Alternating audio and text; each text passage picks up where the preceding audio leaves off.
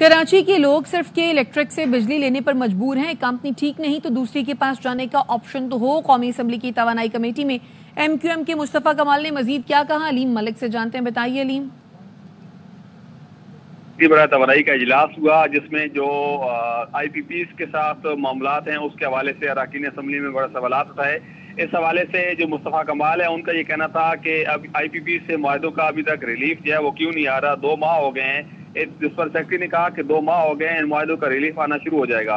मुस्तफा कमाल ने इस्तफसार किया कि क्या IPPs पर दबाव की बात दुरुस्त है, जिस पर सेक्रेटरी पावर ने बताया कि हमने सब IPPs को बुलाया और IPPs की तरफ से मुआहदों की खिलाफ वर्जी दिखाई गई और IPPs को बताया गया कि बातचीत से मामला हल कर लें या फिर फॉरेंसिक ऑडिट होगा।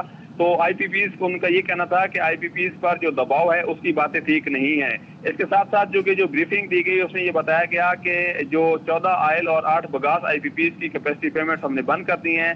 मजीद IPPs की कैपेसिटी पेमेंट्स भी खत्म करने पे काम कर रहे हैं। तो इसमें जो कैपेसिटी पेमेंट का जो खात्मा होगा तो उससे तकरीबन सार्फिन को 4 से 5 अरब रुपए जो है उसका 4 से 5 रुपए फी यूनिट जो है उसका रिलीफ मिलेगा। मुस्तफा कमाल का ये कहना था कि जितनी मर्जी आप निजकारी कर लें, ये जो मुनाफली है ये खत्म ना की गई, नुकसानात कम नहीं होंगे और जब तक मुकाबला नहीं होगा तो डिस्कोस की मुनाफली खत्म नहीं होगी।